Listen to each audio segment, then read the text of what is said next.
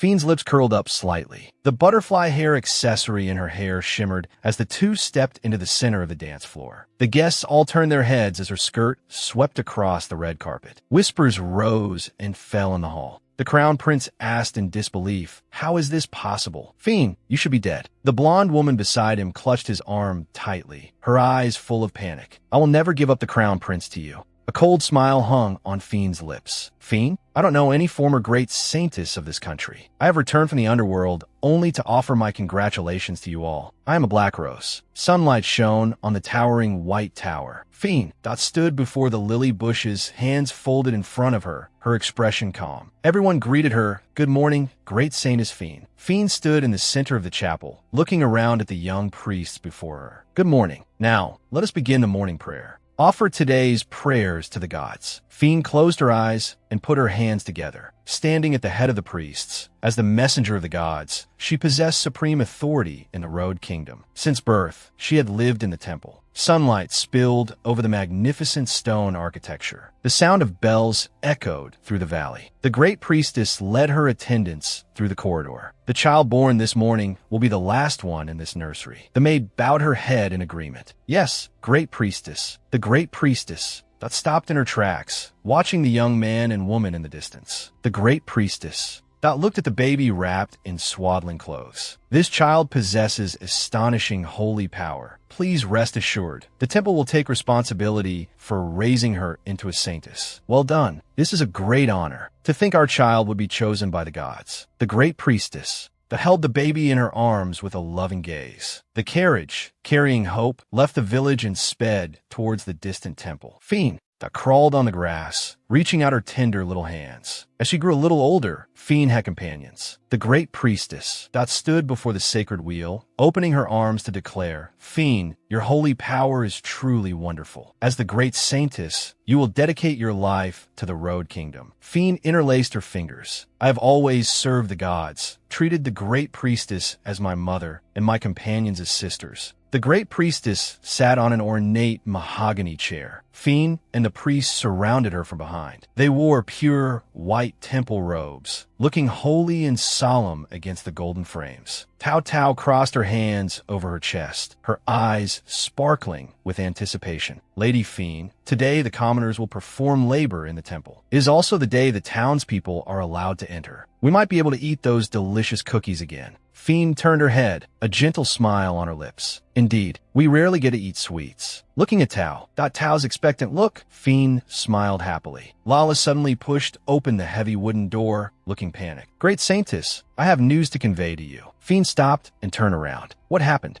Lala panted heavily. "Lord Arnold has returned from the battlefield." Fiend furrowed her brows slightly. "He just left for the front line 10 days ago." Lala clasped her hands tightly against her chest. "That's the problem. I heard the army met stubborn resistance at the border and has already received orders to retreat." Fiend lowered her eyes, falling into silence. That arrogant man actually chose to give up and retreat. Arnold was her fiancé, Crown Prince Arnold, due to an agreement between the temple and the royal family. She had no choice but to accept this engagement. Fiend looked at Lala and issued orders. "Suspend all charity activities and prepare for medical rescue. We must await the soldier's return. He must be heavily injured." Fiend's eyes showed worry. "Please restrict public access to the temple." Fiend walked across the empty chapel, her skirt sweeping the marble floor. "I hope there won't be too many casualties." Tao Tao followed closely behind, looking solemn. "You should prepare for the worst." Fiend stopped and looked out the window at the sunlight streaming through. "How much longer will this war last?" Tao Tao clasped her hands tightly against her chest, her eyes full of sorrow. "Great Saintess." Fiend turned around, a gentle smile on her lips. She reached out and gently stroked the top of Tao Tao's head. "Don't worry, the gods are watching over us." Heavy footsteps broke the silence. A man stumbled and rushed into the hall. "Saintess, please save us." Fiend suddenly turned her head, her pupils trembling slightly. They were dressed in rags. The father said sadly, "He was hit by a carriage on the road." The boy's forehead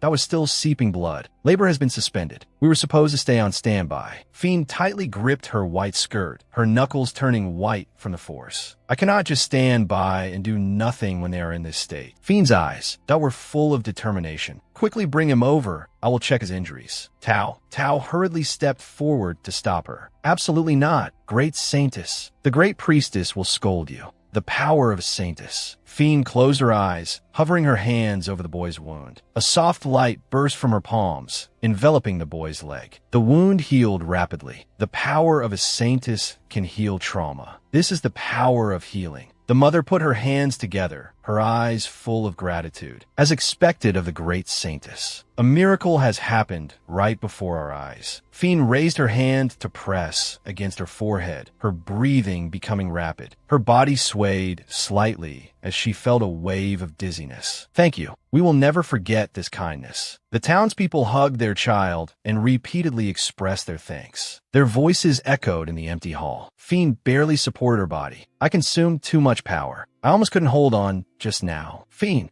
leaned against the wall and walked towards the back hall. I'm a little tired. I'll go to the back to rest for a bit. Thao stood guard at the door, her gaze firm. I will stand guard here. Fiend curled up on a long bench. Just now, to heal that child, she had consumed too much power. If Lord Arnold finds out about this, he will definitely be furious with me. Not only that, but the parents and the child will also be punished. Fiend closed her eyes, and the image of that family regaining their smiles appeared in her mind. Even if they claim this is a war of justice, this is too much. Tears slid down her cheeks and dripped onto the plain, white pillow. The Road Kingdom. That was once a self-sufficient and humble nation. The former king only received the approval of the great priestess before finally being crowned king, expanding territories, spreading divine oracles, eradicating the demon bloodline. He stood on a high platform, waving his fists and loudly declaring war to the people. Anyone who resists the Road Kingdom has demon blood flowing in their veins. The people were filled with righteous indignation, raising their fists and shouting, "We will never forgive the pagans." The war against the demons thus began. The Road Kingdom won battle after battle, but behind this lay a cruel truth. Arnold charged forward, swinging his sword, blood splattering on the grass. The Saintesses followed closely behind, using their healing power to sustain this slaughter. Fiend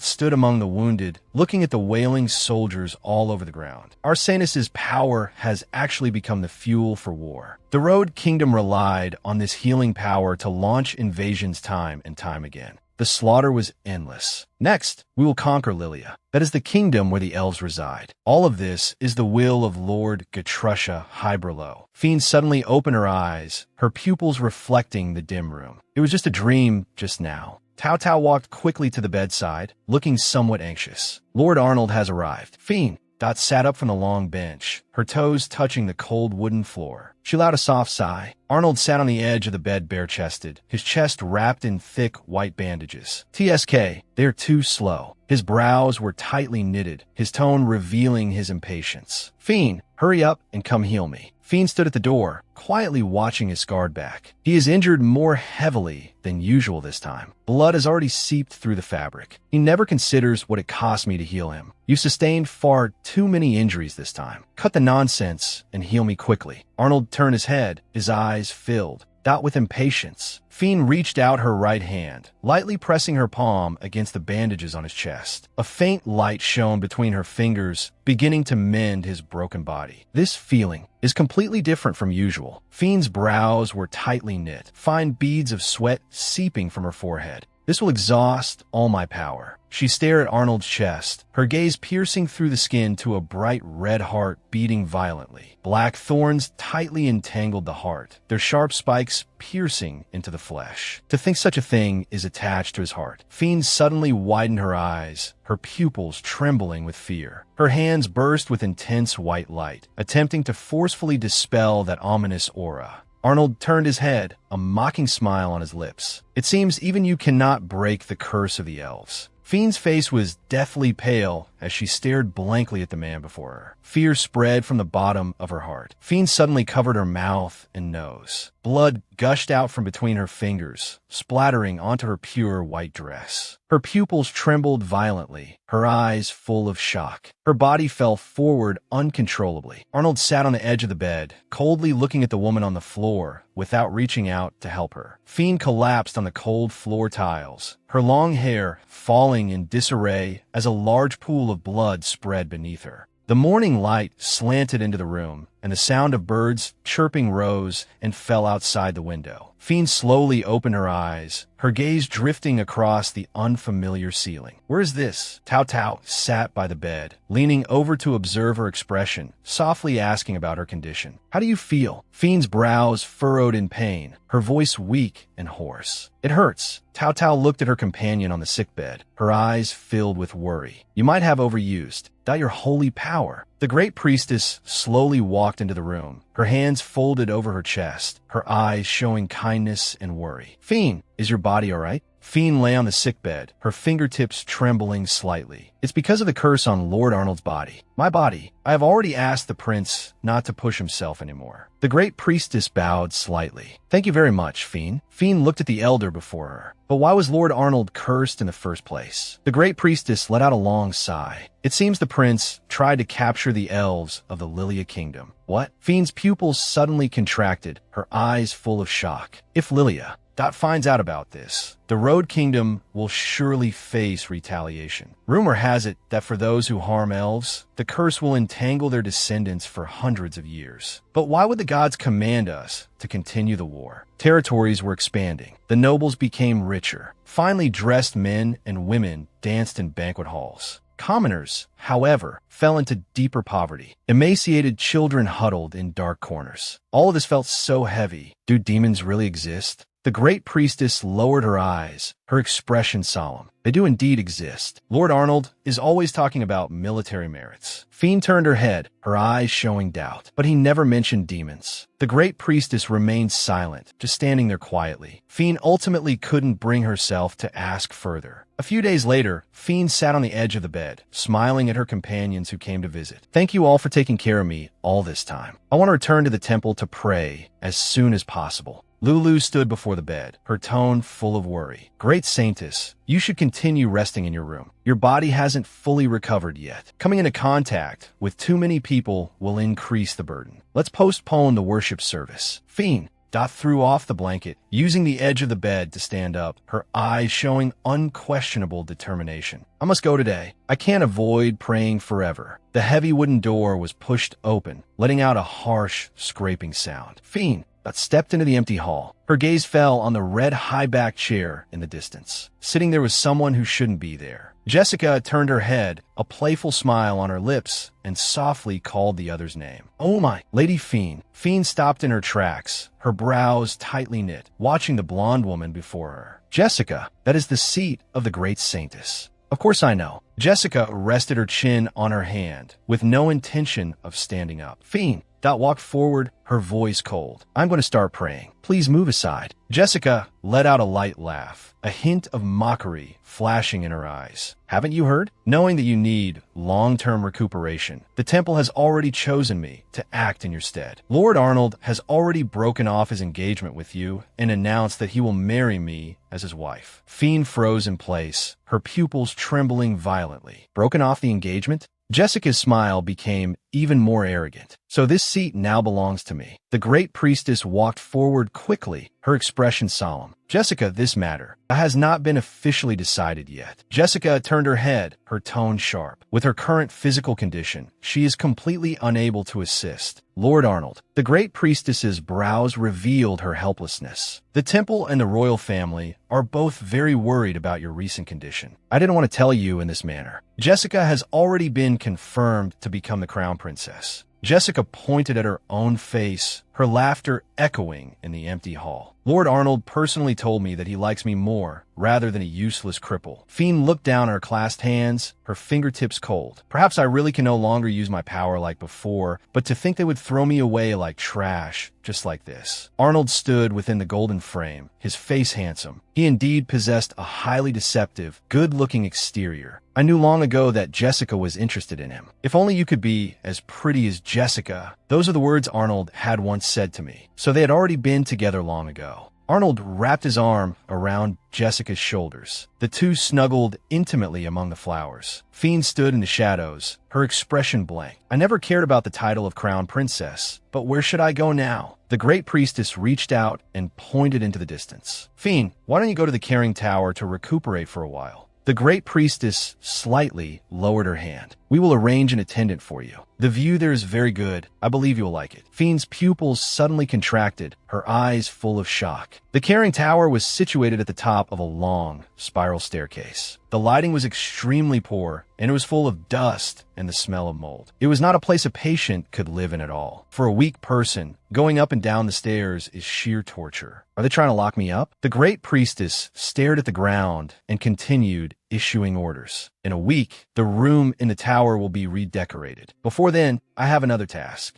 to entrust to you. From now on, Fiend, I want you to guard the Road Kingdom from inside the tower. Jessica laughed out loud, her eyes showing arrogance. The great priestess scolded, "Go to the side and shut your mouth." Jessica pointed at herself. Me? Understood. Then Fiend. Dot and the great priestess watched Jessica leave. The great priestess looked at the young girl before her. Do you hate living in the tower? Fiend remained silent, just standing there quietly. I just hope you can recuperate in peace. The great priestess crossed her hands over her chest, her expression solemn. I heard from the doctor. The truth is, your body has at most only 1 year left to live. Fiend suddenly raised her head, her pupils trembling violently. What? The truth is, your body only has 1 year left to live. Fiend's pupils suddenly contracted. Her fingertips tightly gripped the fabric at her chest. Her breathing completely stopped at this moment. Fiend collapsed onto the cold stone bricks, her messy long hair covering her back. The great priestess called her name. Fiend, the doctor said there is nothing more they can do. Now, we can only pray for the God's blessing. Fiend opened her palm, staring at that glaring streak of red. I have indeed been coughing up. Got blood lately. My appetite has completely disappeared. My physical condition has never improved. She sat at the dining table, looking at the soup bowl before her, but was unable to pick up her chopsticks. Fiend raised her head, her eyes showing unwillingness. Am I just supposed to sit here and wait to die? The great priestess tightly held Fiend's hands. We will pray for you every day. I hope you can stay in the tower and quietly wait for a miracle to arrive. I believe your prayers will definitely reach the gods. Fiend suddenly threw herself into the other's arms, her arms tightly wrapping around the loose clerical robe, bursting into a mournful wail. The great priestess closed her eyes, letting her tears fall, tightly hugging back the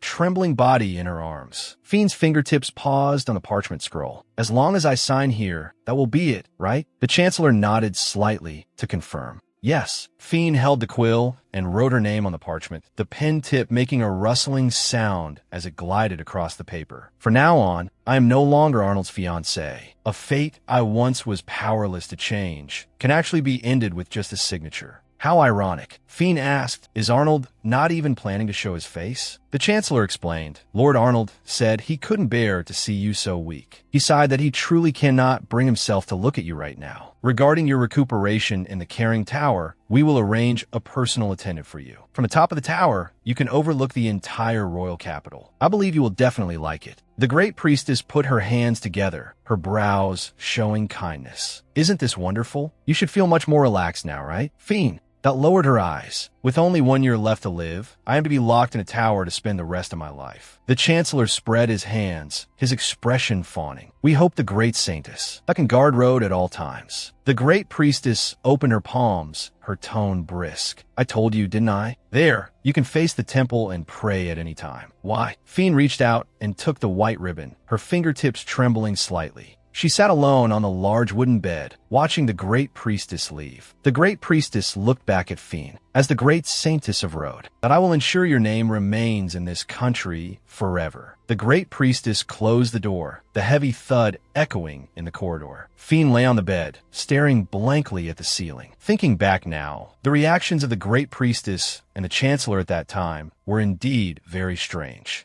Lala walked quickly to the bedside, her hands tightly clasped over her chest. Lady Fiend, do you really only have 1 year left to live? Fiend nodded slightly, a trace of bitterness on her lips. Yes, it seems to be because I overused my power. Lala's eyes reddened, her voice trembling. Everyone is saying it's because of Lord Arnold's curse that day. This is too tragic. Fiend raised her hand to comfort her. It couldn't be helped. I don't resent anyone, so please don't be sad. Tao Tao spoke sorrowfully, but this is completely wrong. Fiend picked up a white handkerchief and wiped away Tao Tao's tears. Fiend looked at her companions before her, barely squeezing out a smile. Although I'm going to the Caring Tower, you will definitely go with me, right? Lala spoke in a low voice, her hands tightly wrung together. Of course we want to stay by your side, Lady Fiend. But the truth is we have been dismissed. Fiend's pupils shrank. What? The Chancellor has already selected new attendants. They will go to the Caring Tower, to serve the Saintess. Fiend lowered her head, her eyes full of shock. To think they would even take Lala and Tao Tao away from me. Lala tightly gripped the hem of her clothes, her knuckles turning white from the force. Although it's hard to believe, the Great Priestess and the royal family members seem to be planning to imprison you in that tower forever. There are even rumors saying that the divine oracle to invade Lilia came from the great Saintess's mouth. Due to the failure of that war, the resentment of the people is constantly building up. Fiend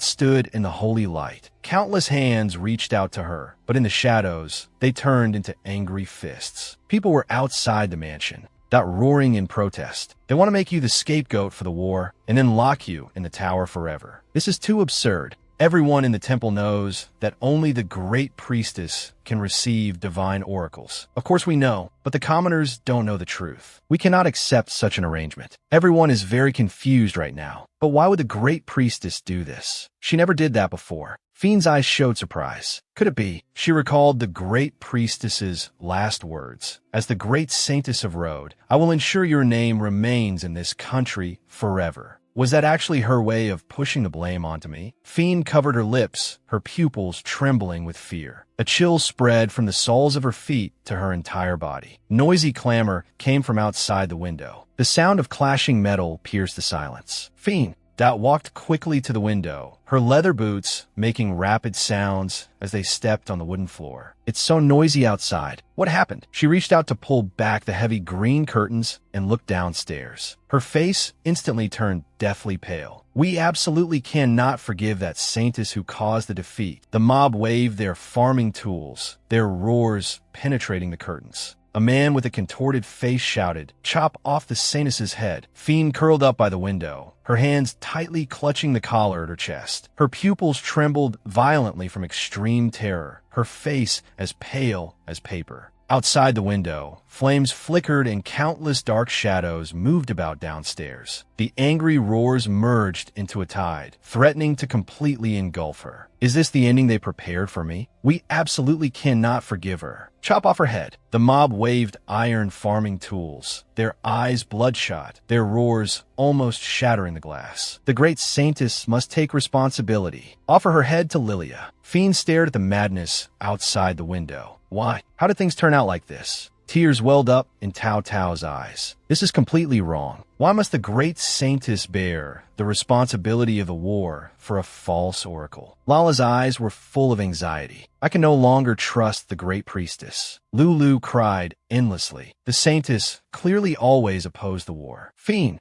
lowered her eyes, her gaze falling on the cold floor, remaining silent. If they don't push the responsibility of the war onto me, if they don't hand over my head, the temple will collapse in flames. The fire serpents will devour the towering spires, and thick smoke will obscure the sky. This is my final duty as the great Saintess. If this life is destined to end soon, then let it be used to protect the temple and the kingdom. Fiend suddenly opened her eyes, her pupils showing determination. She barely managed to hang a smile on her lips. It's all right, if this can bring peace to everyone. Lala let out a mournful cry. I don't want that. Let's run away. Great Saintess. Lulu clasped her hands tightly against her chest, her eyes red. She's right. Precisely because it's the end, you should spend it peacefully. Tao Tao wailed, Lady Fiend, please reconsider. Fiend closed her eyes, her eyelashes trembling slightly. She opened her eyes, a gentle smile on her lips, and gently stroked her chest with her palm. If no one takes responsibility, the other Saintesses will also be dragged into this.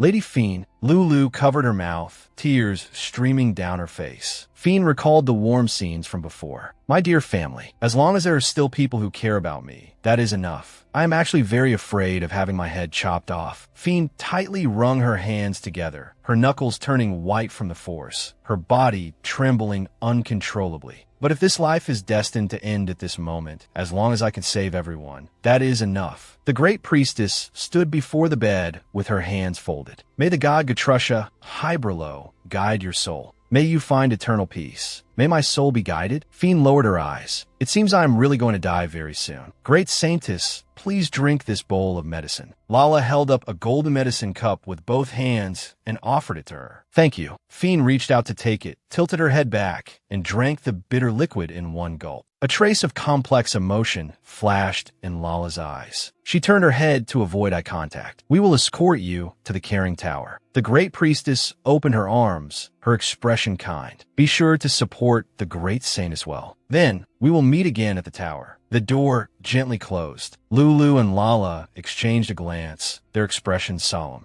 Lala leaned close to Fiend and spoke softly. Great Saintess, let's change your clothes for you. Fiend smiled and said, All right, Lala and Lulu. Working together to tighten the laces at the back, they secured the blue corset dress. Am I going to the tower in such a beautiful dress? Fiend looked at herself in the mirror. The hem of the skirt was adorned with gold embroidery. She raised her hand, gently touching the neckline, a trace of surprise in her eyes. Her vision suddenly blurred. Fiend's body swayed violently, her pupils trembling intensely. What's going on? My body can't move. Tao Tao changed into Fiend's everyday clothes. Lala carefully laid Fiend down flat. Lala looked down at her, her eyes welling with tears. Please, you must be happy. Lulu stood aside, lowering her head to avoid eye contact, sorrow showing between her brows. Before losing consciousness, Fiend asked, Wait, Tao Tao, why are you wearing my clothes? A dewdrop slid from the tip of a green leaf, falling into the water and stirring up ripples. Fiend suddenly opened her eyes. Her dark blue pupils were filled with shock. She was lying at the bottom of a narrow wooden boat. Fiend propped herself up and looked around. Where is this? Fiend sat in the center of the small boat, looking at the towering white tower in the distance. The moon hung over the mountains, and the water surface was covered with blooming lotus flowers. What exactly happened? I clearly remember I was changing clothes. What is this? She reached out and untied the cloth bag, taking out a white sheet of paper from inside. Her fingertips gently touched the paper, and her eyes wandered between the lines.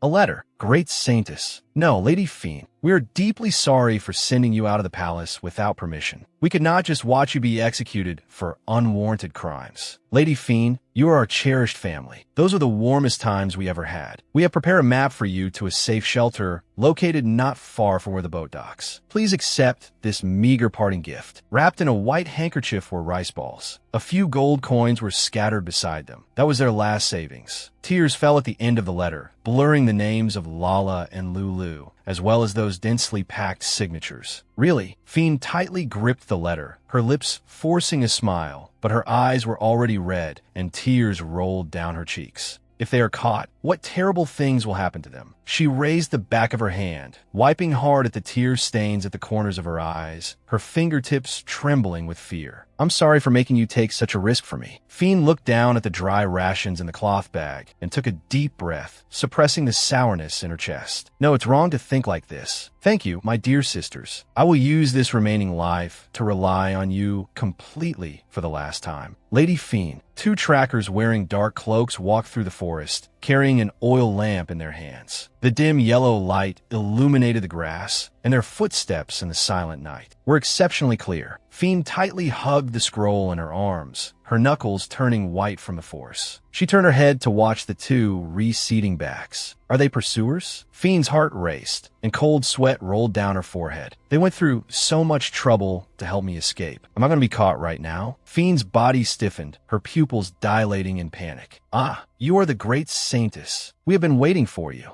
You actually walked all the way here alone. We originally planned to pick you up at the lake. Fiend's eyes showed wariness and confusion. Excuse me, who are you? I am Dees. This is my wife, Sally, Lady Lala. that sent us a message asking us to come and pick you up. Dees and Sally had once experienced despair. They had huddled tightly with their young child, shivering under a dilapidated roof. That was a past event when Fiend had rescued them. Fiend was shocked. They actually came back. Dees squatted down, with his back to Fiend, speaking urgently. We must leave quickly before the pursuers arrive. From here on, I will carry you on my back. But Fiend looked hesitant, her gaze shifting between the two. Sally stepped forward with a gentle expression. Please don't decline. Hurry and get on. Fiend suddenly furrowed her brows, pressing her hand against her chest as her breathing grew heavy. Ugh, it hurts. She clenched her teeth, fine beads of sweat seeping from her forehead, her body trembling slightly. All right. Then I would be extremely grateful. Fiend managed to squeeze out a faint smile, her eyes showing weakness. Then I will leave the rest to you.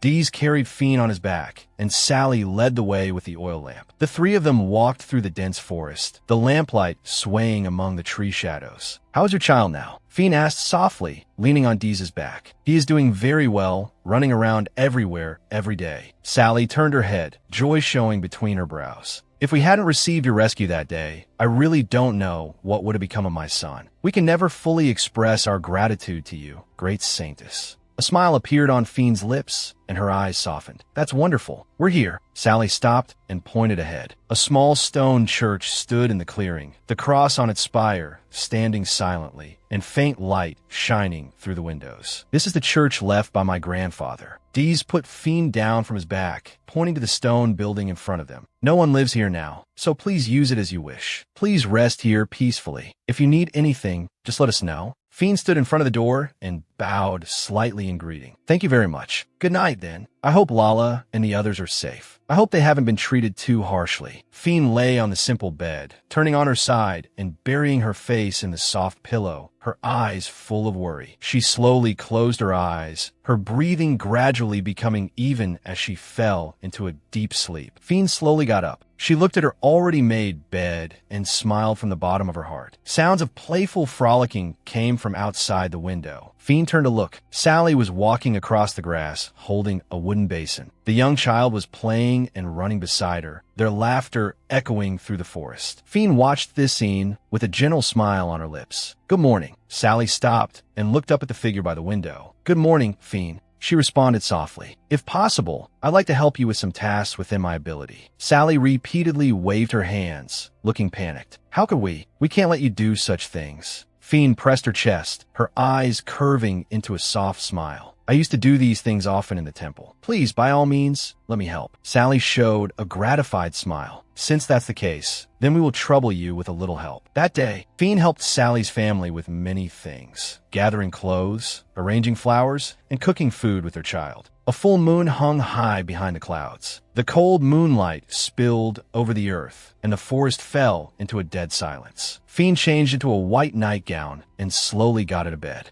Although I'm exhausted, it was a truly fulfilling day. Compared to staying in the temple, I actually feel safer here. The night deepened. O seed, break through the soil and find your home. An elf wearing a dark brown cloak held a glowing green crystal in both hands. An eerie green aura flowed from his fingertips as he chanted a spell in a low voice. Fiend furrowed her brows slightly. An ominous dark aura lingered above Fiend. Can't sleep? Sally stood by the table, looking at the young girl with concern. Fiend lowered her head, pressing her chest and tightly gripping her collar with her fingertips. I keep dreaming of a strange voice. Sally slightly furrowed her brows, her tone filled with worry. That's not very good, she softly suggested. How about putting some soothing dried flowers in your pillow? Fiend clasped her hands together, a glimmer of expectation flashing in her eyes. That sounds wonderful. Sally turned and walked toward the door. I'll bring them over in a moment. Fiend watched her leave, her expression turning solemn once again. Thank you. But she raised her hand, her fingertips touching the delicate gold embroidery on her collar, her pupils trembling slightly. This feeling just won't go away. I don't know what to do. The curse on Arnold's chest has actually transferred to my body. If the curse is still active, it means that Elf is still alive. At least that brings me some peace of mind. The night enveloped the lonely church. The spire's cross pierced the clouds, and and tree shadows swayed wildly in the wind. Fiend suddenly clenched her teeth, letting out a muffled groan of pain, her body curling up from the severe agony. Fiend suddenly sat up, her right hand pressing tightly against her chest. Her breathing became fragmented in the silence. It has sprouted. That voice exploded in her mind, accompanied by blood-red shadows. A beating heart emerged. On the bright red muscle tissue, an emerald green sprout broke through the skin, its roots piercing deeply into the flesh and blood. A black boot stepped onto the windowsill. The heavy sound of landing shattered the night. "Who's there?" Fiend's eyes widened in horror, her pupils trembling intensely. She reached out, wanting to call for help, but her wrist was forcefully grabbed. A large hand suddenly struck, tightly covering her mouth and nose, pressing all her screams back into her throat. Fiend widened her eyes in terror, her pupils trembling intensely in the dim light. All her screams were suppressed in her throat. The elf lowered his voice, his eyes showing helplessness. "Quiet down. I'm not here to take your life." Fiend panted rapidly, her chest heaving violently. Victor froze for a moment and let go of his hand. The sprout of Fiend's heart had grown a bit larger. Victor stared at the sprout, his brows tightly furrowed. As expected, it has already started to take root. Victor lowered his eyelids, his golden pupils revealing a scrutinizing gaze. "So, you are the Saintess who broke the prince's curse."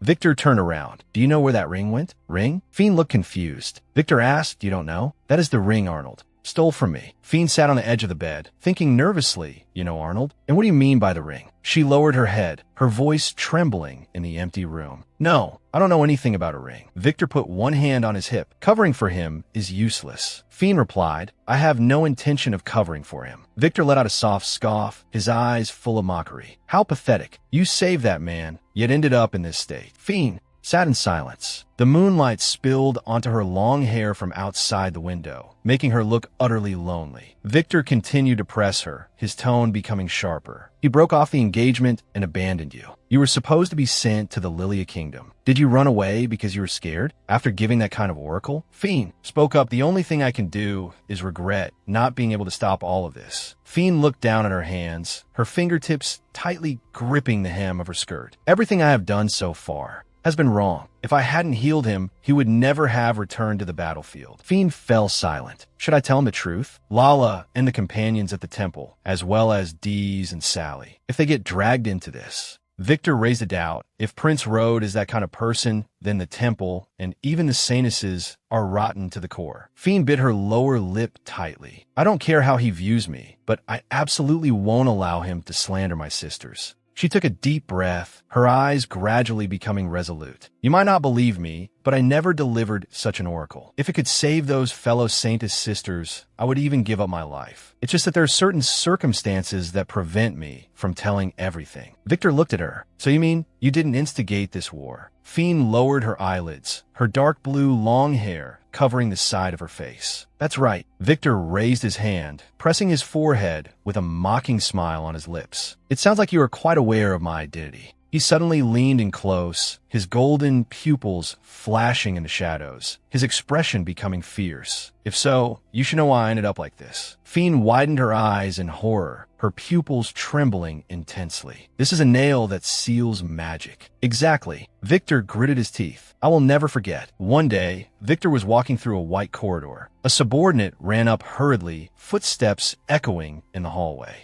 "Lord Victor, something has happened. The defensive barrier is about to be broken." The subordinate looked terrified, his voice pitching up from urgency. Victor turned and rushed forward. "I'll go right now. I was careless at that time." He turned his head abruptly, his pupils contracting in the bright light. An explosion violently erupted behind him, with purple lightning streaking wildly. Victor was blown away by the shockwave, losing his balance. He fell heavily to the ground, letting out a muffled groan. He struggled to get up, his vision gradually blurring. An iron longsword descended from the sky, plunging straight into the ground next to him. Arnold pinned Victor down tightly, gripping an iron nail in his hand. "This expedition may have failed, but I will absolutely not let you off." He held the long nail high, a twisted, maniacal laugh on his face. "I'll seal your damn magic first." Fiend covered her mouth, her pupils trembling intensely. He actually went that far. Victor pointed to the red magic circle on his arm. He even placed a curse on me. Quite an amazing guy, isn't he? He lowered his eyelids. Although I narrowly escaped, the ring that proves my identity as an elf was stolen. Fiend covered her mouth, tears welling up in her eyes. I knew Arnold was obsessed with beautiful things, but I never thought he would be so cruel. Victor crossed his arms over his chest, looking down at her coldly. Why are you crying? Fiend looked up, sobbing. I'm sorry. Can I help you pull out this long nail? Victor's expression froze, his golden pupils slightly contracting. You should know what that means, right? Defying the kingdom you once served. Do you understand what this entails? Fiend tightly clenched both fists against her chest as tears streamed down her face. As one of the saints who opposed this war, please let me atone. Victor watched her in silence, his golden pupils completely unruffled. Since you're so determined, then try pulling it out. Fiend walked to the edge of the bed, her fingertips trembling slightly. I'm sorry, my physical condition isn't very good right now. My holy power is very weak. It might hurt a lot when pulling out the long nail. White light bloomed from Fiend's palms. The holy power enveloped the iron long nail. She gritted her teeth, pulling outward with all her might. Victor's facial features contorted from the severe pain.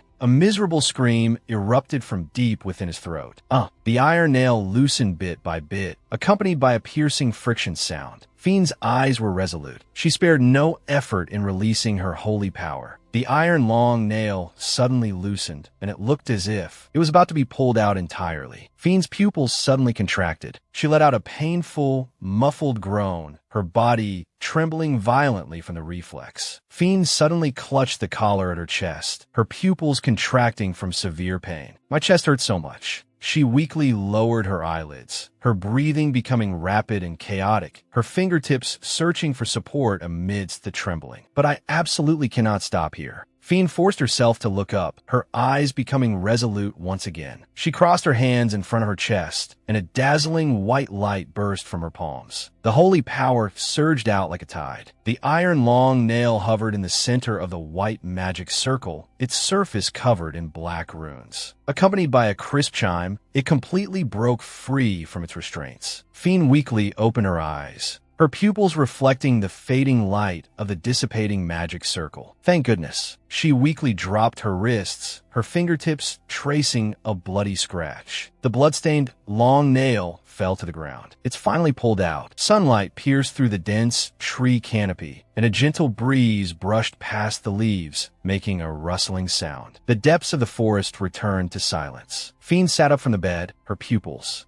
trembling with surprise. The curse has disappeared. Did he help me undo it? Could it be because I helped him pull out the long nail? Fiend looked out the window, her expression somewhat dazed. Since then, he began to appear punctually at 1 a.m. every night. Victor stood by the bed, looking down at the weak young girl. Pulling out that nail consumed too much physical strength. He handed over a cup filled with purple liquid. Drink it slowly. Fiend took the cup with both hands, a trace of gratitude on her lips. Thank you. Fiend hesitated inwardly. The color looked a bit strange. Since he specifically brought it, I'll just drink it. Fiend tilted her head back and drank the liquid in the cup in one gulp. Fiend furrowed her brows tightly, a wave of bitterness spreading across the tip of her tongue. So bitter. She put down the cup in her hand, feeling the warm current wandering through her body. My body has actually become lighter. He is much gentler than he looks. She turned around, looking at the man by the bed, and softly asked for his name. Your name is? Victor replied, Victor. Don't misunderstand. I'm only doing this so you have the strength to pull out my nails. Victor turned around, the edge of his cloak drawing an arc in the air. I will be back. Fiend held the empty teacup, watching his figure disappear. He would deliver this medicinal tea every night. As days passed by, her physical condition miraculously improved and no longer felt heavy. Sally held her hands, her eyes full of joy. Fiend, you look much better. Until one day, Victor sat by the bed. Think carefully. How did you escape at that time? Fiend lowered her eyelids. My sisters put me to sleep, placed me in a small boat, and sent me away down the river. I was supposed to be imprisoned at the top of the carrying tower, waiting for my final execution. Victor nodded slightly. That was indeed a thorough plan. Fiend shook her head in self-deprecation. Although you might find it hard to believe, I don't have the ability to receive oracles at all. I was framed. Fiend lowered her head, pressing her chest, her expression desolate. We Saintesses never wanted this war from the very beginning. Victor took a step forward, his boots making a crisp sound on the floor. I expected as much. He stopped in front of Fiend, his eyes sharp. Ive investigated. The only one who can hear the voice of the gods is the great priestess. And she's also the one who appointed the king, right? Fiend suddenly looked up, her pupils dilating in shock. What? Victor reached out and pressed his forehead, his fingertips running through his silver gray hair. Just use your brain a little and you'll understand. Victor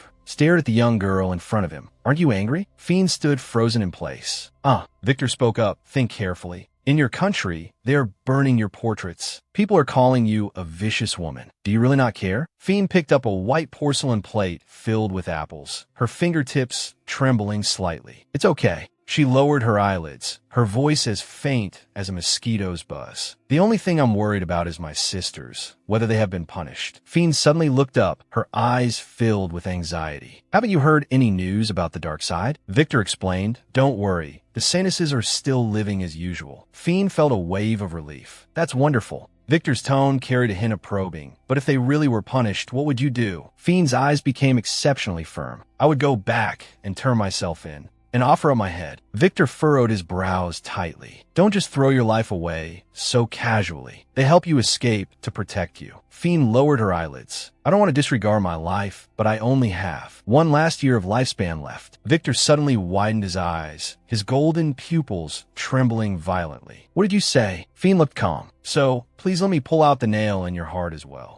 Victor looked anxious. If you pull out this nail now, you will die. With your current physical condition, you simply cannot withstand this kind of shock. You are simply... Fiend raised her right hand and pressed it against her heaving chest. You might be right. Even so, please let me pull it out for you. This is the resolve I have chosen. Victor suddenly widened his eyes, his golden pupils trembling violently. If you pull out this nail now, you will die. He looked anxious. With your current physical condition, you simply cannot withstand this kind of shock. Fiend raised her right hand and pressed it against her heaving chest. You might be right. Even so, please let me pull it out for you. This is the resolve I have chosen. Victor asked, but to you, am I not someone important? Fiend didn't understand. Victor explained, if you were engaged to me like you were with Arnold, perhaps the situation would be different. Fiend looked calm, but I never liked Arnold from the very beginning. I have my own reasons. Victor narrowed his golden pupils, his eyes sharp. What is the reason? Fiend's eyes were resolute. In exchange for pulling out the nail, please tell the people of Lilia, that the Saintesses have absolutely nothing to do with the war. She raised her face, her eyes filled with pleading. Next time you return to the Lilia Kingdom, can you help me convey this message? Victor was silent for a moment, then nodded slightly. No problem. He looked at the young girl in front of him, a trace of helplessness on his lips. Your self-sacrifice is indeed a bit extreme, but I can understand this feeling. Fiend showed a shallow smile, relief showing between her brows. Victor stood in front of the bed, holding a medicine bowl. For your health, you must drink this. Fiend held the porcelain bowl with both hands and took a sip of the medicine. Her facial features squeezed together. So bitter. Victor closed his eyes, letting out a helpless sigh. I really can't do anything about you. He reached out his fingers, holding a round candy. Open your mouth. Fiend raised her hand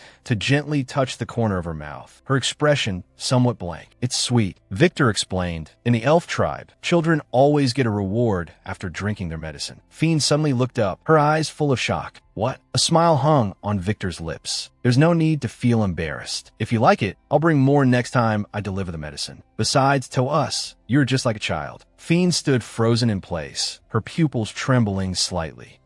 Victor, how old are you exactly? Victor looked nonchalant, just past 120. Why? Fiend cried out in shock, her hands frozen midair. What? Her face instantly turned pale. You clearly look only 2 or 3 years older than me. Victor let out a light laugh. Your reaction is too exaggerated. Watching you is truly never boring. Fiend lowered her eyelids, looking somewhat embarrassed. Victor restrained his smile, his expression turning serious. Listen, Fiend. Actually, the ring Arnold stole from me is a special item that can only be held by someone recognized by the tribe. With that ring, one can easily enter the elf territory, and Arnold is currently holding it. Fiend's pupils trembled with shock. Victor's pupils revealed a chilling glint. I must take it back before he discovers the ring's power. If Arnold realizes the ring can open the passage, he will definitely try to capture elves. Fiend lowered her head in deep thought, her fingertips trembling slightly. Victor is telling me all this. It must be because he trusts me. Fiend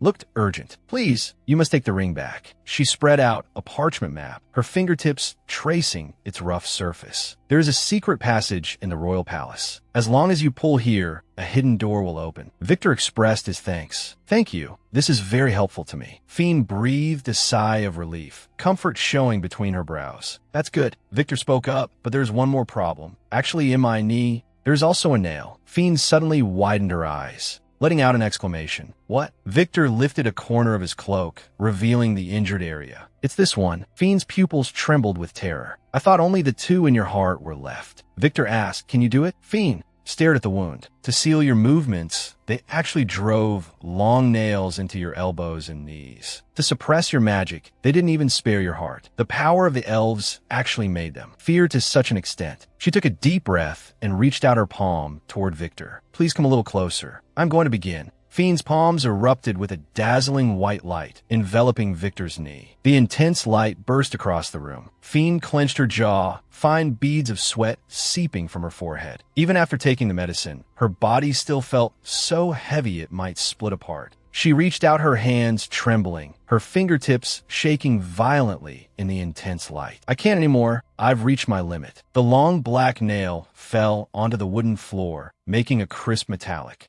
That clinking sound. Fiend's body suddenly lost its support. She fell backward, her consciousness rapidly slipping away in a wave of intense dizziness. Victor let out an exclamation of shock. Fiend, stay with me. Victor scooped Fiend up in his arms. Fiend, she spoke in a voice as faint as a mosquito's. I'm okay. Victor thanked her. You were a huge help. He crouched by the windowsill, smiling as he looked at Fiend. Thank you. Fiend sat blankly in place, staring in the direction he had left. This is the first time someone has said thank you to me, even if all they want is my healing ability. A faint smile appeared on the corner of Fiend's mouth, her eyes full of tenderness. This feeling isn't bad. When someone treats me gently, it always makes me feel happy. Victor left behind a few days' worth of medicine and turned to head toward the royal palace. Fiend stood by the window, her hands tightly folded over her chest, her eyes full of worry. Please be safe. Green leaves fluttered down in the bright light, drifting past mottled tree shadows. Sunlight pierced through the overlapping branches, scattering across the quiet forest. Sally walked to the table with a tray, setting down a water pitcher and a cup. Still can't sleep? Her brows furrowed slightly, her eyes filled with concern. The dark circles under your eyes are very heavy. Sally sighed softly. My husband and I were just saying that your health seemed to be improving lately, but Fiend averted her gaze, forcing a smile. No, it's nothing. She couldn't possibly say it was because she was worried about the elf who visited every night. Sally looked at the young woman before her. Your attacks seem to have started again. It looks truly painful. Fiend smiled and said, thank you. Don't worry about the attacks. Her right hand gripped the bedsheet tightly, her knuckles turning white from the force. What's really troubling me is Victor crouched on the stone windowsill, holding the window frame with one hand, his silver hair shimmering in the moonlight. He was quietly watching the inside of the room. Fiend's eyes revealed her confusion. Have you ever had a time when you couldn't sleep all night because you missed someone? Sally stopped what she was doing, holding one hand over her chest, her expression turning serious. Could that person be Lord Arnold? Fiend suddenly straightened her back and hastily retorted, no, it's not him. I'm not thinking about him at all. Sally asked, but you two are clearly engaged. Could it be that you have someone else in your heart? Fiend froze in place, her pupils trembling slightly. Someone I care about. That figure appeared in her mind, a blush rising on her cheeks, her gaze becoming hazy. Sally covered her mouth and chuckled softly. After all, Lady Fiend is an 18-year-old girl too. Fiend suddenly pulled up the blanket. No, it's not like that. Sally turned and walked toward the door. Then I will go finish the rest of the cleaning first. Someone I care about, and I know absolutely nothing about Victor. Victor stood deep in the forest, his cloak fluttering slightly in the wind, his back exuding a sense of distance. Perhaps he already has a beautiful wife and adorable children waiting for him to come home.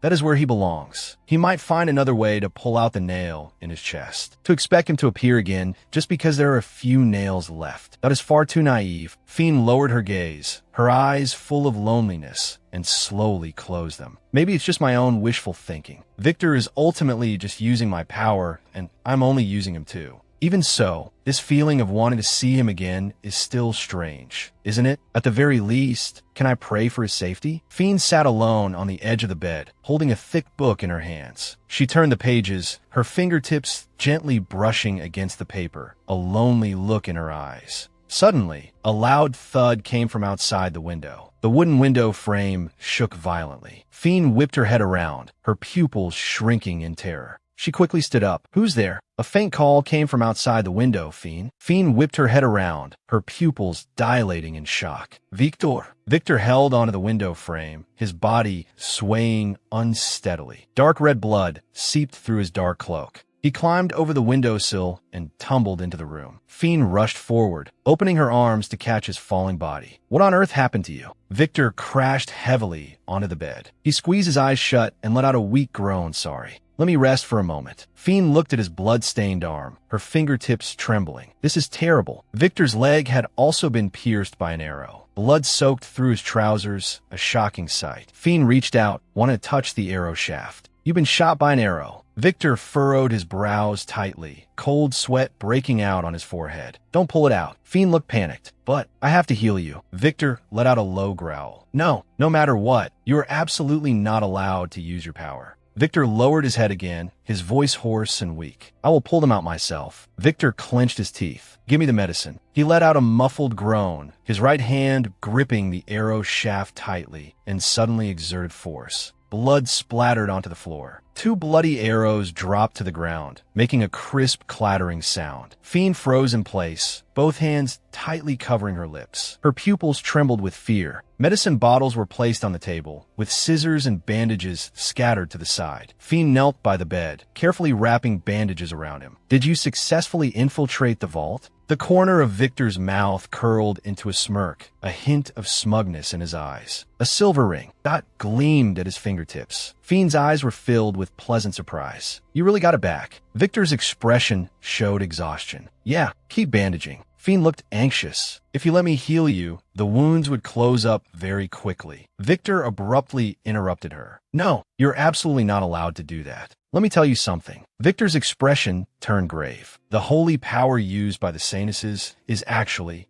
overdrawing their own life force. My life force? Fiend suddenly raised her head, her pupils trembling violently as terror crept across her face. When I went to the road palace, Victor, draped in a dark brown cloak, rode across the grassy plains. In the distance, the palace was brightly lit. He pulled his hood down low, avoiding the guards' lines of sight. 2 guards stood watch at the main gate. Victor hid sideways behind a stone pillar, holding his breath as he eavesdropped on the conversation coming from around the corner. I heard the great Saintess has already been convicted. One guard lowered his voice. Are they going to hand her head over to Lilia? The corner of Victor's mouth curled up. Convicted, huh? He moved through the stone-paved corridor, his silhouette moving swiftly under the moonlight. Victor stopped in front of a massive metal door, looking up at its intricate patterns. This is it. He closed his eyes, and Fiend's instructions surfaced in his mind. He chanted the incantation exactly as she had taught him. The heavy doors slowly opened, and Victor slipped sideways into the room. So this is the so-called collection of beautiful things. The walls were covered in taxidermy. A wolf's head had its bloody maw wide open. Butterflies were pinned in the center of picture frames, and a lion's head faced straight ahead. Victor looked around, his eyes filled with disgust. His taste is truly nauseating.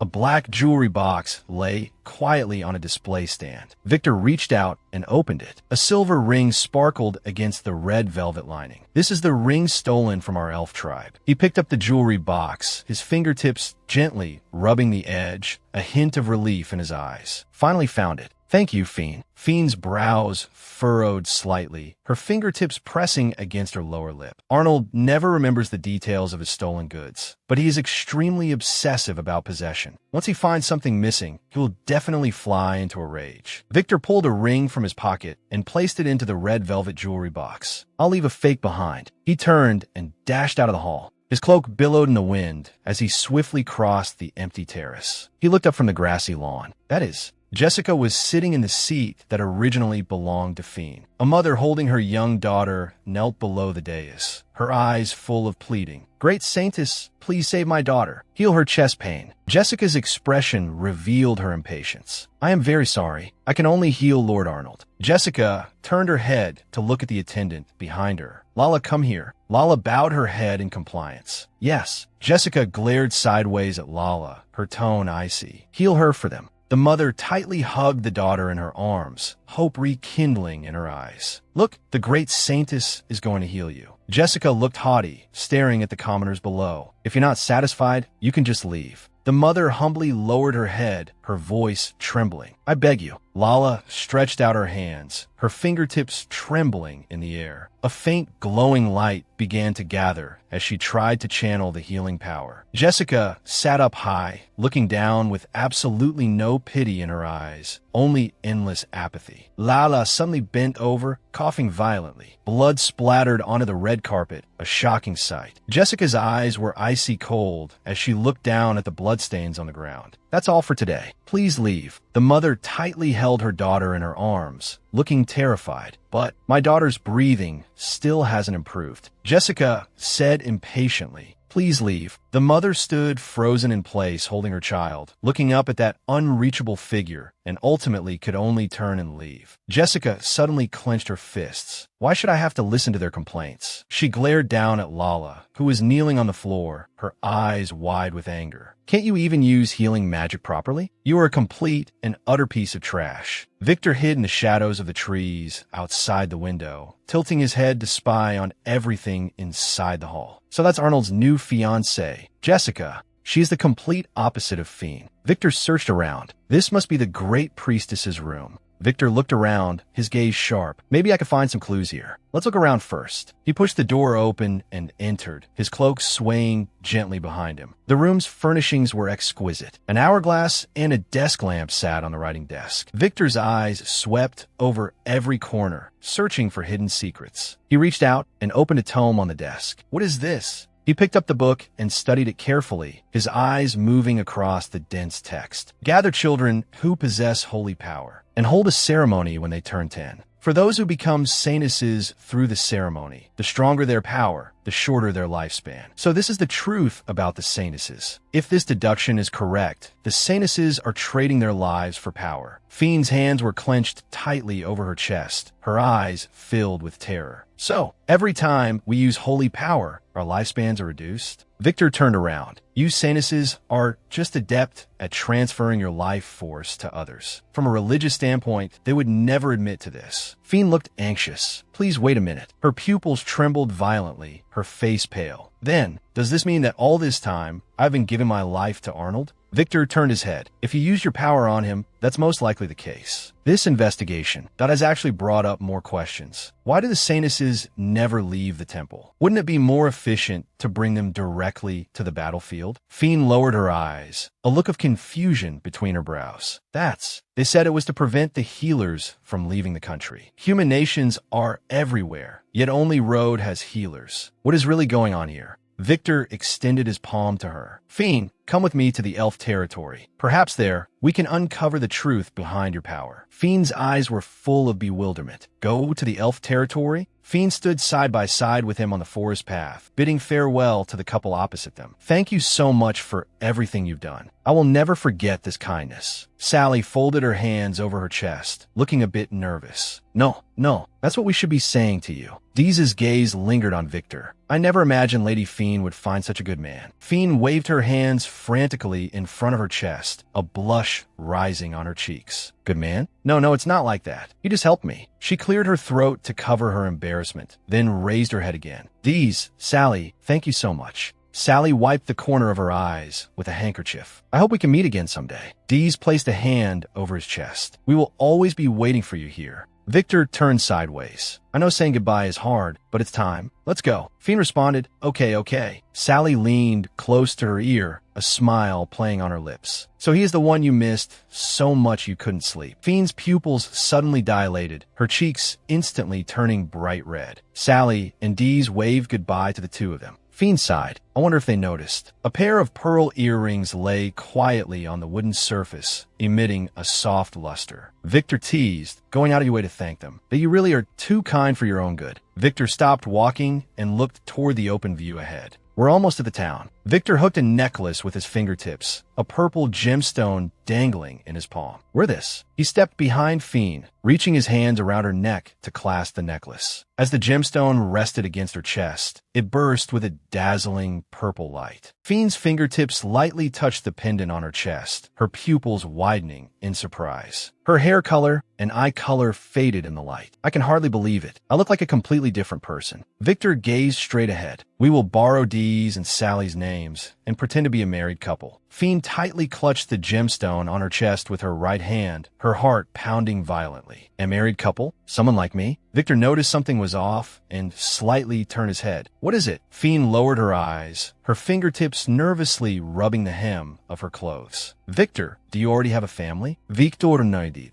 Yes. Fiend forced a smile, a hint of disappointment in her eyes. I see. Just as I thought. Do you have children too? Victor corrected her. Wait, when I said family, I meant my parents and older sister. I don't have a spouse yet. Fiend froze in place, her gaze falling on his earnest face. So that's how it is. Victor also put on a necklace, transforming into the appearance of another person. Let's go. Fiend's eyes were full of joy as she quickly stepped forward. Okay. The two held hands, walking through the stone-paved streets, passing by stalls under blue awnings, and disappearing at the end of the market. Fiend looked down at their joined hands, a blush rising on her cheeks, asking him if he had a spouse. Although there was no deeper meaning, the two walked shoulder to shoulder through the bustling market. She stopped in front of a shelf filled with colorful medicine bottles, her eyes full of interest. An old woman in a gray cloak held up a cyan bottle, enthusiastically pitching her wares. Fiend, carrying a backpack, turned her head to look at her companion. Are these things enough? Victor looked straight ahead, his tone flat. Yes. Seeing Fiend lose her footing, Victor suddenly reached out and pulled her by the shoulders. Careful. Fiend bumped into his chest, her hands tightly clutched in front of her. Thank you. His words were always so blunt. Fiend gazed at Victor. But he is actually very gentle, isn't he?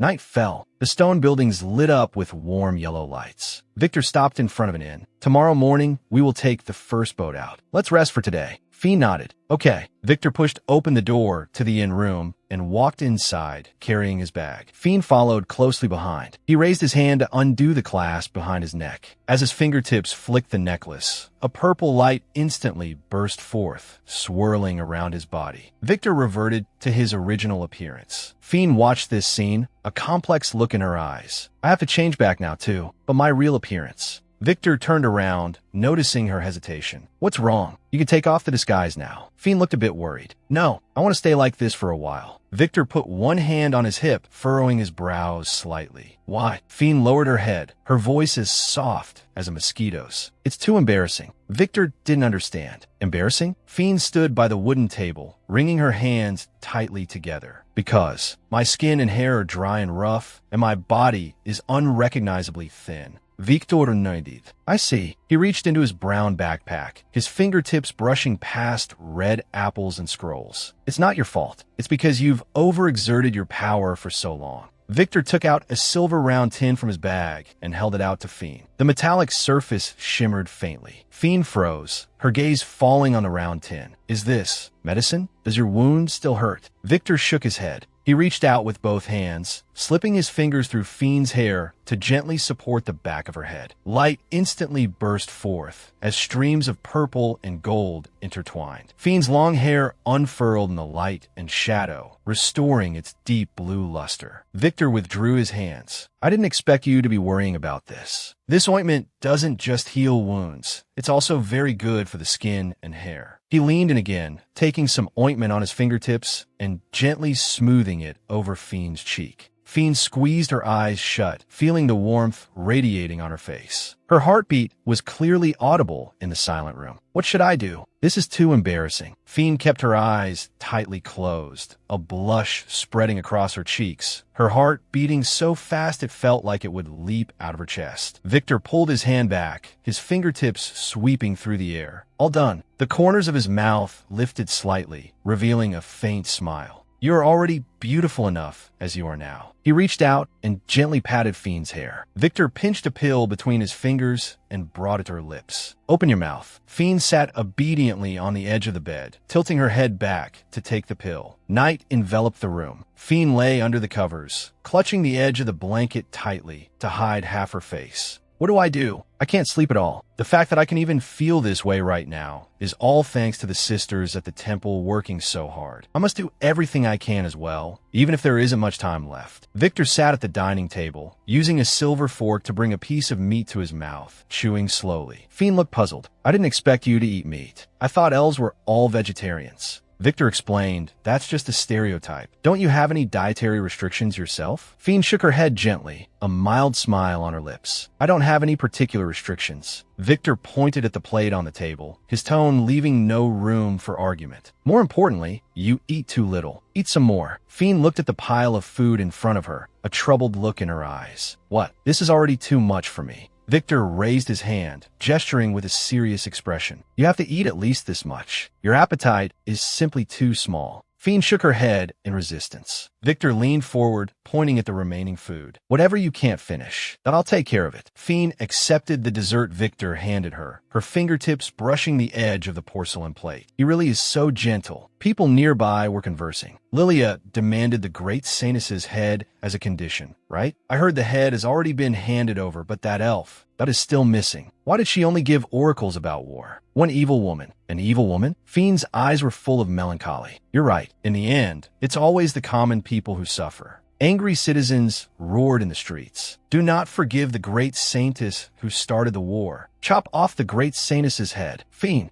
gripped her knife and fork tightly, cutting off a piece of meat. Maybe I should have tried harder to stop Arnold back then, but no one can defy the great priestess's oracle. Victor reached out and rested his hand on the top of her head, his movements gentle. It's about time. At least finish eating this first. Don't worry about those rumors. Fiend looked up at him, her eyes betraying her unease. Will you still take me to your country? Even someone like me? Victor withdrew his hand, his expression calm. That is part of the plan. Fiend felt a sliver of warmth in her heart. Victor held out his hand. Let's go. A massive sailboat was docked at the port, its masts towering into the sky. Victor walked ahead, carrying his backpack. Fiend followed closely behind. The two stepped onto the wooden pier. Fiend missed a step on the stairs, losing her balance and pitching forward with a gasp. Victor quickly turned around and reached out to catch her by the shoulders, steadily protecting her in his arms. Careful. Fiend crashed into his chest, a blush spreading across her cheeks, her eyes filled with panic. I'm sorry. Victor looked down at her, his expression concerned. Are you all right? He readjusted his backpack straps and strode toward the deck. We're supposed to be a married couple right now, so stay a little closer. Fiend timidly hugged Victor's arm. Victor looked at her tenderly. The ship sailed smoothly across the sea. Fiend held onto the ship's rail, gazing into the distance. Are we going straight to Lilia like this? Victor stared at the horizon, his expression serious. Not yet. Negotiations have just broken down, and the situation is very tense. Fiend lowered her eyes, her gaze falling on the rolling waves. I really don't understand how the world works, do I? When healing believers, they always thank the gods. A look of sorrow appeared in Fiend's eyes. If I was using my life force to save them, they should have been thanking the Saintesses instead. Perhaps it's because my faith has wavered that I'm having such thoughts. I poured all my strength into healing others. Yet now, I have become the great villainess. They have pushed all the infamy onto me. Victor Weinstfeyen. We will reach the neighboring country in 3 days. After that we'll have to travel by land. Rest up while you can. Night fell. Victor leaned close to her face, his fingertips lightly touching her cheek. Your skin is slowly getting better. Fiend held her breath, her pupils trembling slightly as she remained silent. Victor's fingers trailed down to press against her neck. Next is the neck. Fiend closed her eyes, feeling the warmth from his fingertips. He's just helping me apply ointment, but my heart won't stop racing. Victor pulled his hand back. All right, all done. Fiend sat on the edge of the bed, her cheeks flushed, her heart pounding as if it were about to jump out. Victor's gaze landed on her. When you were engaged to Arnold, how far did you two progress? Fiend looked bewildered.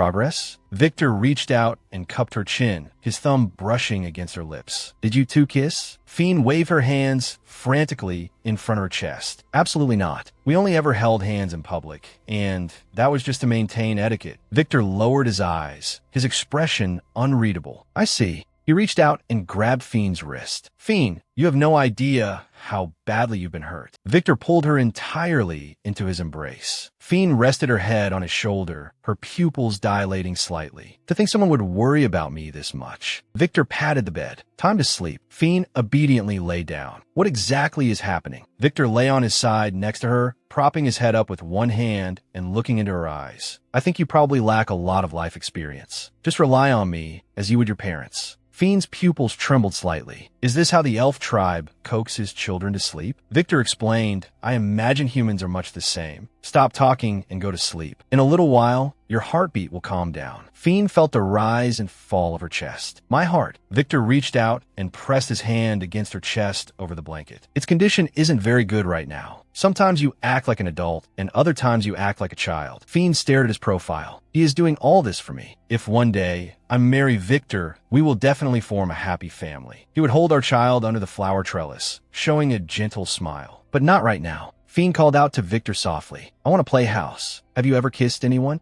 Victor looked at her. Do you want me to kiss you? Fiend lowered her eyes, somewhat expectant. Victor чайка dlanitli. He hugged Fiend and planted a kiss on her forehead. Victor turned his head, looking at her with a trace of tenderness in his eyes. Go to sleep. Fiend's pupils suddenly contracted. She abruptly pulled up the blanket to cover her head. I'm going to sleep. Good night. Victor sat on the edge of the bed with a smile on his lips. Then I will sleep on the bed next to you. Good night, Fiend. Burying her whole body under the blanket, using her hand to feel the lingering warmth on her forehead, Fiend lay in the blanket, staring blankly into the void with wide eyes. I can't sleep. Does he really just treat me as a child? A faint sound came from the darkness. Fiend held her breath. Whose voice is that? Fiend walked closer to Victor and saw Victor, making sounds of pain. Fiend listened to that suppressed voice. He sounds like he's in real pain. Did I make him angry? Victor lay on the pillow, his eyes tightly closed, his brows furrowed in pain, and fine beads of sweat seeping from his forehead. Fiend gazed at his sleeping face. If that nail is pulled out, Victor would feel a bit better, right? She reached out, her fingertips trembling as they approached Victor's chest. Victor suddenly opened his eyes and grabbed Fiend's wrist. The grip was so strong that she couldn't break free. Fiend widened her eyes in terror, her body freezing in place, not daring to move. Victor sat up. What are you doing? Fiend lowered her head, clutching the corner of her clothes. I was just worried, not about your body. Victor released her wrist. Leave me alone. You are always shedding tears over other people's affairs. He reached out and pressed the top of Fiend's head, his fingertips sinking into her hair. Listen well, once we reach the elf territory, I will pull out those nails. Stop worrying and go to sleep. Fiend was worried inwardly, but Victor looked at her. Does this matter really bother you that much? He walked to Fiend's side and lay down. Fiend asked happily, how is this? Victor said with a smile, I think this way I can get a good sleep. Fiend's lips curled into a smile. That's great. She closed her eyes and fell into a peaceful slumber. A giant wooden ship plowed through the waves, leaving a white trail on the sea surface. The morning light pierced through the clouds, spilling onto the deck. Fiend opened her eyes, her pupils reflecting the light from outside the window. She slowly sat up, her long hair cascading over her white nightgown. Victor stood by the bed, adjusting his white suit jacket. You slept soundly. Hurry up and get ready. We're about to head out. Victor stood on the shore, reaching out to shield his eyes from the glaring sunlight. We're here. This is Kunta. Victor, carrying his luggage, walked through the bustling streets. Fiend followed closely behind him.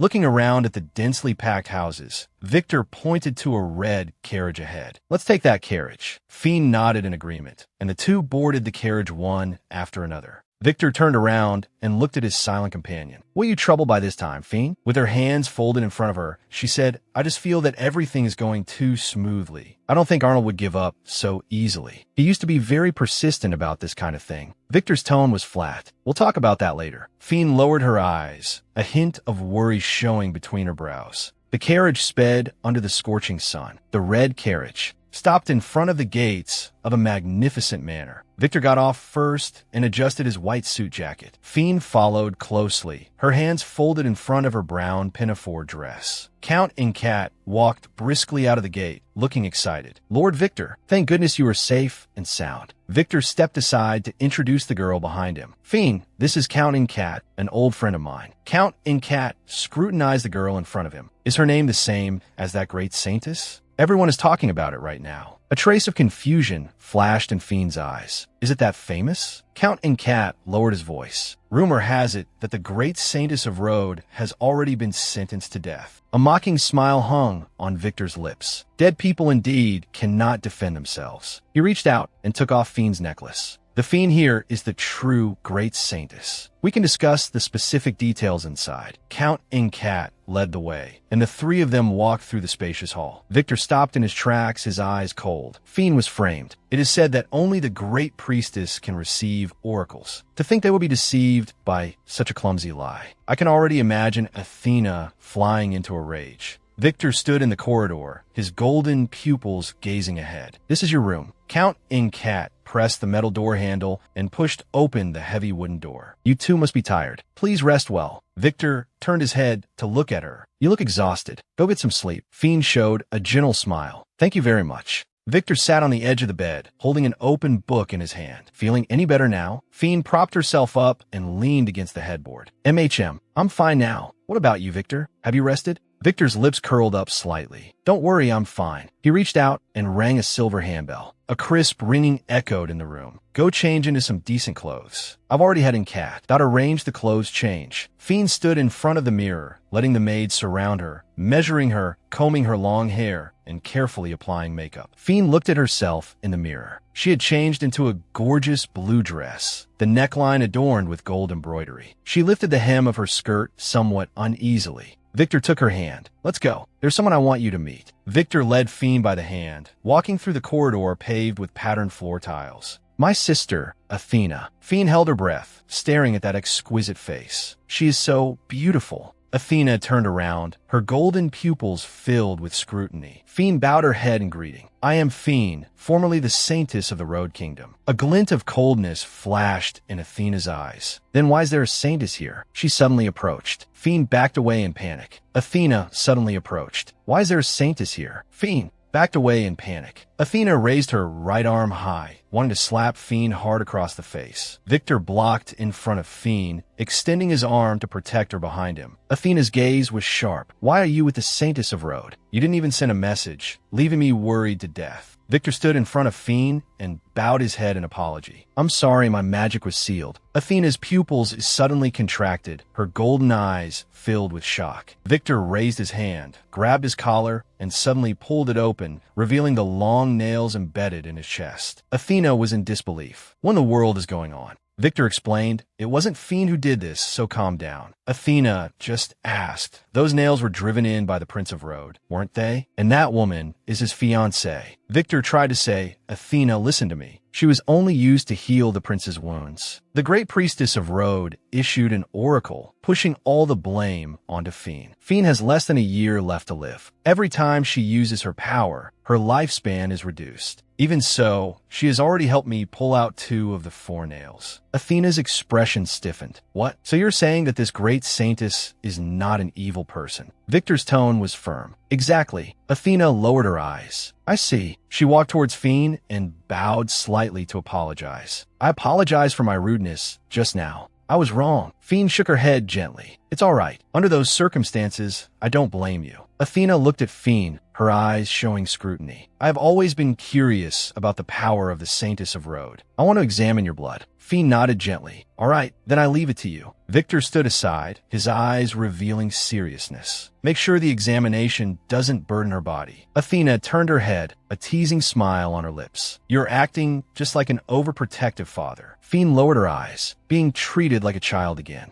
Athena pointed to the sofa nearby. "Sit there and stretch out your arm." Fiend sat down obediently, rolled up her long blue sleeves, and extended her slender arm forward. Athena reached out and held Fiend's wrist. As her fingertips touched the skin, her brows instantly furrowed tightly. It's just like a withered branch. Fiend's expression was calm. Victor said, "This is the price of using my power." Athena fell silent, her golden pupils trembling slightly. Athena carefully drew Fiend's blood. Athena held up the test tube. The blood sloshed inside the glass tube. The examination is over. Fiend's face was deathly pale. Victor suddenly stepped forward, anger in his eyes. "Didn't I tell you not to push her?" Fiend's voice was weak. "I'm Fina." Her center of gravity shifted. Her toes left the ground, and she fell forward. Victor hurriedly reached out and caught Fiend. Fiend leaned on his shoulder, her eyes filled with exhaustion. "I'm sorry." Victor tightened his arms, picking her up in his arms, and strode towards the door. "Let her rest for a while. If anything happens, call me again." The teapot tilted. Amber liquid poured into the cup. The plate was filled with pastries. Fiend picked up a cookie, brought it to her lips, and took a light bite. "It tastes really good." A faint smile hung on Victor's lips, his eyes full of gentleness. Fiend's movements froze, half a cookie still in her mouth, her cheeks flushing slightly. Victor walked over to the sofa and asked, "Eat a little more. Do you need anything else?" Fiend replied softly, "Thank you. This is fine for now." Victor straightened up and walked towards the door. "I understand. I'll step out for a moment then." Fiend watched his back. Victor is really gentle. Moonlight spilled into the courtyard, and the night deepened. Fiend sat alone on the blue bench, waiting quietly. Victor pushed the door open and entered, his gaze falling on her. "You're not asleep yet? You can go rest in bed first." Fiend raised her head, her eyes showing earnestness. "I wanted to wait for you to come back."